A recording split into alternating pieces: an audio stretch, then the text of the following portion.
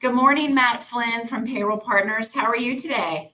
I'm doing great. Jennifer, thanks so much for having me. I love to talk in this type of platform. So thank you for inviting me on your podcast.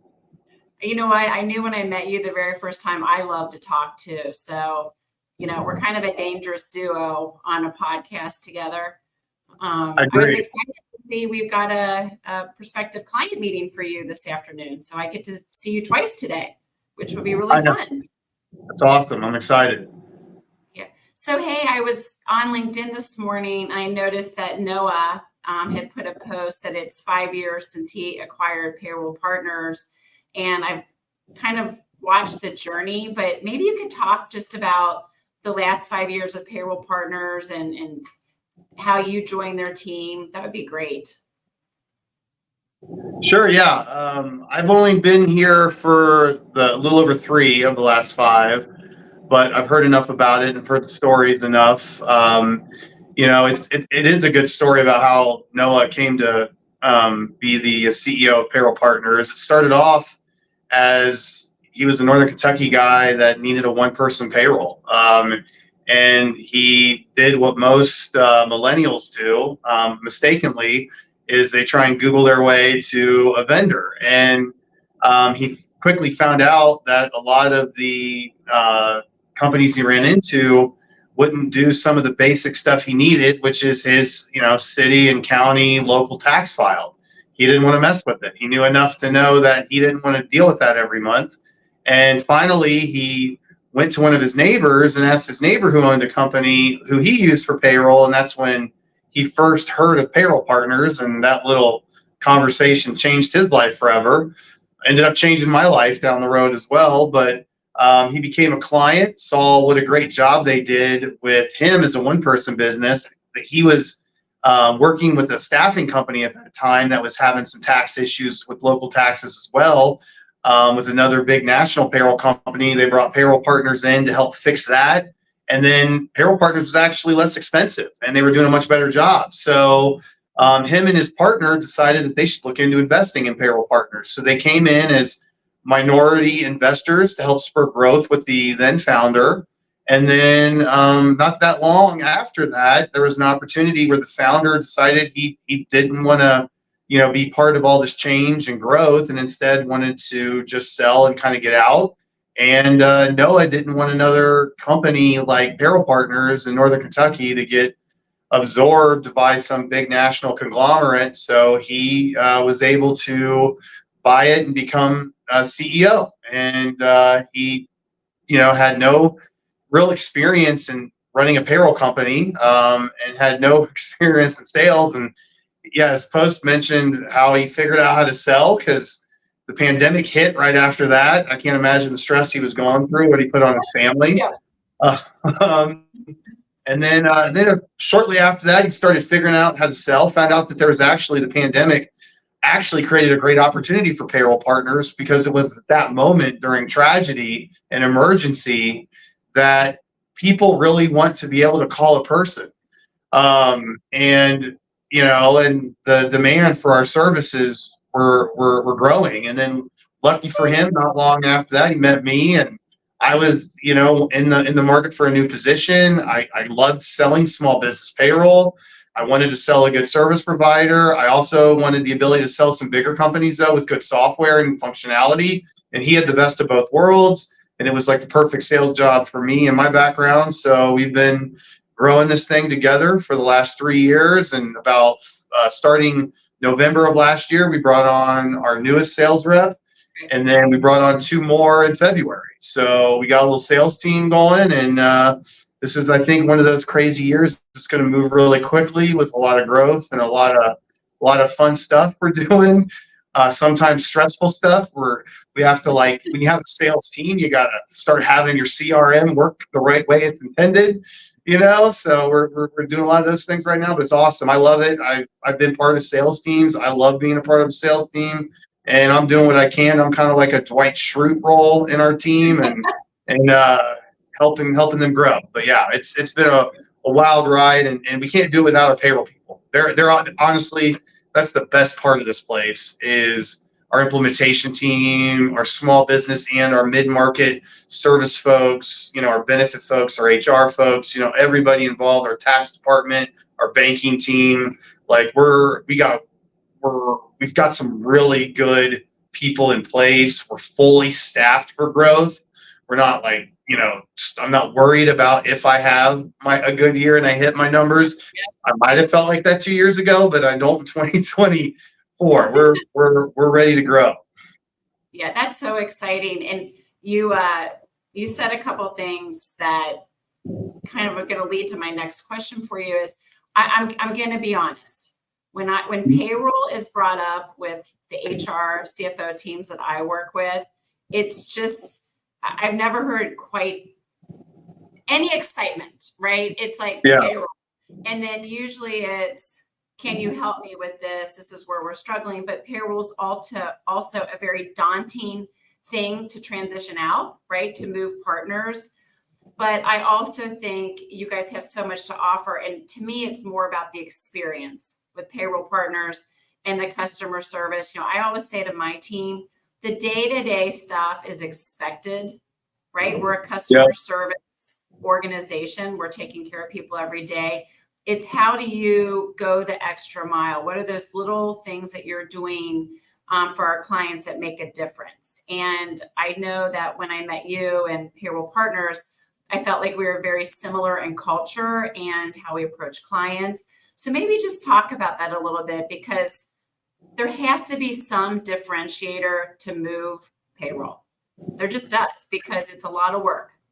Yeah, it is. A lot of people don't like the idea of moving their payroll vendor. I think one of the two biggest things that I notice when people shop for payroll is, and it's funny, like especially in the mid-market space where the HR person can sometimes be a heavy influencer in the decision. And honestly, they should be the decision maker. But for whatever reason, HR people approach their payroll vendor and their payroll situation. They pretend they're like an IT person. And what they do is they sit through all these demos of software. And if you know anything about demoing payroll software, you kind of have some basic functionality you're trying to get to, but you can kind of get that from the bullet points of what it can do or what it can't do. And you're not really learning how to do it from a demo. And yet they spend all that time, looking at our software, and we have great software and I love to demo it, but they don't spend time interviewing the people. And that is what HR people are best at, or a business owner who hires a lot of their employees directly, who say, I have the best team. My team is why my business is successful. Well, you obviously have a skill to find those people. Yet when you look at your payroll vendor, you're becoming too obsessed with the dashboard and too focused on the software side. That is what you will potentially use the most. But the two things that are most important with your vendor that everybody doesn't look at closely is how engaged with your business is your sales rep and your implementation team to set it up correctly out of the gate. If you set up payroll wrong out of the gate, it's going to always be screwed up. And people don't emphasize that enough. That's why I get into the weeds and details, and my implementation team goes even further than I do to make sure we set it up correctly. And then the next biggest thing people don't think about is, what do you do when something breaks? What's the process when the new hire, who's a bigwig new employee, but they filled out their direct deposit wrong and they didn't get their paycheck, and then now they were in between jobs, they really do need that money, but and they didn't get their, how are you going to get them paid? And how fast can you get those mistakes resolved? And it happens all the time with payroll. Like, you can't pretend if you switch to me, every payroll every year is going to run perfectly and there's never going to be an issue. It's impossible. So a real gauge in our service is how we handle emergencies. And that's our biggest differentiators, I think, from everybody else in the industry. My competitors, a lot of whom are either publicly traded or they're VC funded, about to get a big payday to be publicly traded, they're not thinking about these types of things and how they create their service models. And I think if, as buyers, especially with you guys in health insurance, you know, you need to know, okay, if I got to get my client to switch carriers, and that's a big deal for even a 20 employee company. They might stay with a carrier 5 years, right? And then just switch their carrier because the renewal is just too big. You had to shop it for them. And now they're finally going to make that move to switch. And everybody is scared. Oh, is my cancer treatment going to get done? All that stuff. So you need to know that if everything around that transition is going to be done correctly, because payroll, potentially we're part of that, whether it's just the deductions or maybe it's even we're involved in the enrollment side. Whatever it is, you got to make sure that you have somebody you can contact who knows what's going on and can fix any issues as they occur. And that's where we're beating everybody up, is on those two big things. You're just like preaching to the choir over here, even on our side of it. When we talk to our vendors, right? Because like you said, you can demo, you can learn about products. You have the salesperson you just love to death, or the greatest salesperson ever. But what happens once they're on board? And like, we don't even have direct sales. I'm usually want to introduce the team that they'll be working with. And you're very similar in that way. It's like, interview my team and the service, and for us to have partners, because that's when people get aggravated. And things are going to happen. They're going to happen in my world. They're going to happen in your world. But I have found that you truly care at Payroll Partners, and your teams are invested in the client experience. And that's so important and I always feel like when something does go wrong, it's like Friday at 4:30, right? So you've been a great partner for us, because I know already, even though your role at Payroll Partners is sales, you always make sure that things go smoothly and that your team is going to deliver, what was given to them. And while you're talking you mentioned earlier as well, so we've got a lot of clients that use a benefit platform called Employee Navigator. It's kind of a big dog in the industry. And you guys integrate with Employee Navigator, correct? Yes. If necessary. But you also have your own program that you use if someone wants to go all into one platform. Can you just talk to that a minute as well, kind of how you work in that HRIS space? Sure. Yes. Navigator is great, and I know health brokers, it does a lot of things for you guys. The one thing it does that I'm more into on the payroll side is they figured out how to make all the carriers talk to them. And that is not easy to do. There's not, these carriers are duopolies, there's not a lot of them. So they tend to they know they got some power in what they do. So getting them to like create all these data integrations can be difficult. So what Navigator did is they made that whole carrier connection piece very easy. So, and they also provide a really good platform to just do basic benefit enrollments for new hires or for open enrollment. So we find that the Payroll Navigator integration is the perfect fit. And I will push it myself to brokers like yourself who have a Navigator team and can implement Navigator because it's free, to that 20 to 40, 50 type group who don't have a lot of turnover and they really don't want a lot of HR functionality within their payroll software. They come to me, they're like, I just really want payroll and timekeeping, but I do kind of want to do my benefits online. I don't want to do all this carrier stuff. Then that's the perfect fit. So the way it works with us is either the client or you log in and you find my software, UKG ready, and then you go in and you find our third party connector, Cronect, who then handles the data move on everything, and you set that up. And then from there on, once it's set up, it works really well. And then Cronect monitors it so it doesn't break down ever. It's not like we set up a feed once and then we don't monitor it. So that's the great thing about Cronect. They're both setting up the feed and monitoring it. So if it never breaks down, if it does, there's a system change on either UKG or on the Navigator side, they update it quickly so the client doesn't feel that. So they do that integration, the deductions feed right over. So now there's no work on the client side to update deductions manually within their payroll system as people are enrolling in benefits. It happens in an automated fashion. And it's from your major medical, your dental, your vision, supplemental, ancillary products, whatever you got, that integration works really well. Yeah.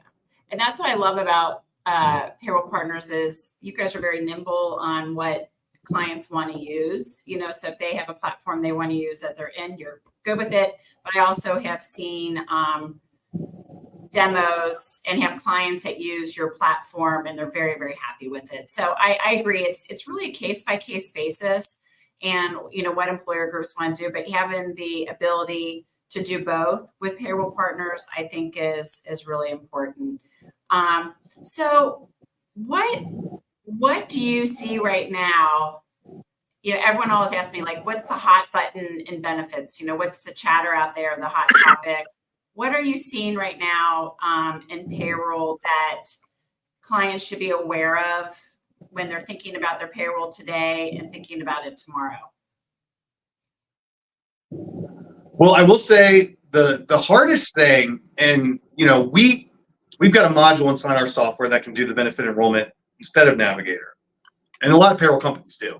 And it's the benefit of that is it combines the payroll, like average at monthly, hourly amount that you need for ACA, and it makes ACA compliance much, much easier if you are doing your benefits in your payroll software. So that's a big benefit of doing it in my system. And it's one database, so you don't have to have two databases with employee data. But Exactly. the hot topic at the UKG conference that a bunch of my team just came back from that they told me is what they're learning is the carriers are finally starting to talk to the major payroll companies, and they're starting to do something that has been needed in health insurance, in my opinion, for decades, is they're starting to say, we got to come up with standards. Sorry about that. But what I mean by that is, like, no offense to health brokers. I love health brokers. You guys have the ability, though, as health brokers, to kind of create a million different type of customized healthcare plans, right? And you can customize several options to each client, and they can kind of do whatever they want. The problem with that is when you're creating these data feeds to take enrollments online to get the results to a carrier, but you got a million different type of plan designs, especially on the major medical, creating these integrations can be very difficult and timely. And what's happening is, like, UKG and Blue Cross Blue Shield, they're starting to talk to each other, and they're starting to standardize this for the first time. And then the other thing is they're also looking at what's happening with AI. And what AI is doing is it's going to make different database softwares that are so customized to certain things, but it's too kind of hard to build it all together. But you just want these two softwares to just talk to each other better. That's what AI is going to really start doing over the next 5 to 10 years. And one area that's going to have a huge impact is payroll talking to carriers.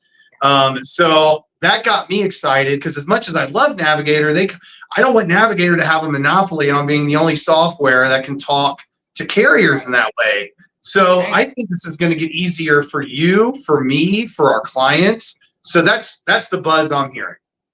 I get excited about that too, because I have to say, I feel like in the payroll world and in the healthcare world, I feel like we're behind.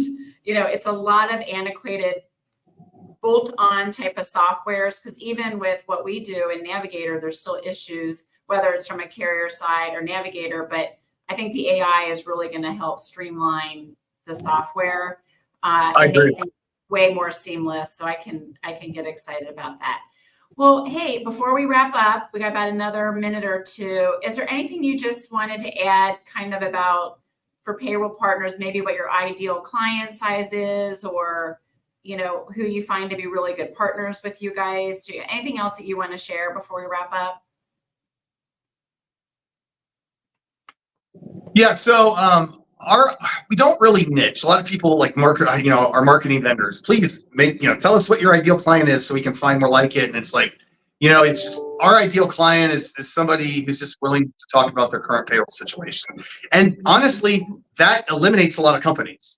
So a lot of people are kind of happy with what they got, and they don't want to switch, and that's fine. I don't need to talk to those people. I'm anybody who is just not happy, who is having frustration. Give me an hour of your time. Let's just talk about it.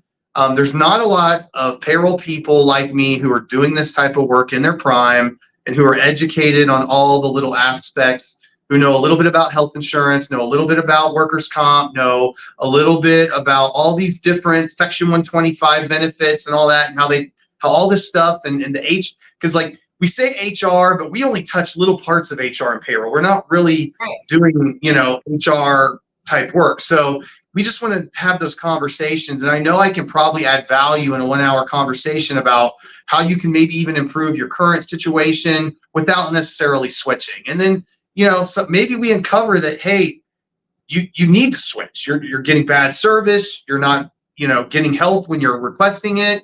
I mean, at some point you have to give up and decide to shop it around. And, I hope any business in Cincinnati who has employees in these complicated states of Ohio, Kentucky, and Pennsylvania, I don't know why they wouldn't consider us. We've got UKG ready software with huge functionality. We've got tons of experts here in Fort Wright, Kentucky, and we've got a great culture. We're growing. We're the next big thing in payroll. So I don't know why they wouldn't at least consider us and at least let us be somebody that they talk to if they're ever in a position where they're shopping their payroll.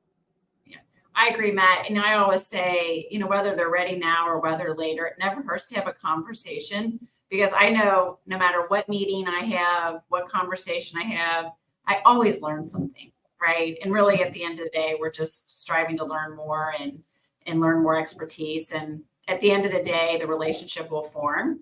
And, when the time's right, they're like, what, Matt was really helpful to me, and they're going to remember that. So, well, hey, I appreciate your time. Enjoy the sunshine today, and we look forward to seeing you soon. All right. I'll see you this afternoon. Thank you, Matt. All right. Bye-bye.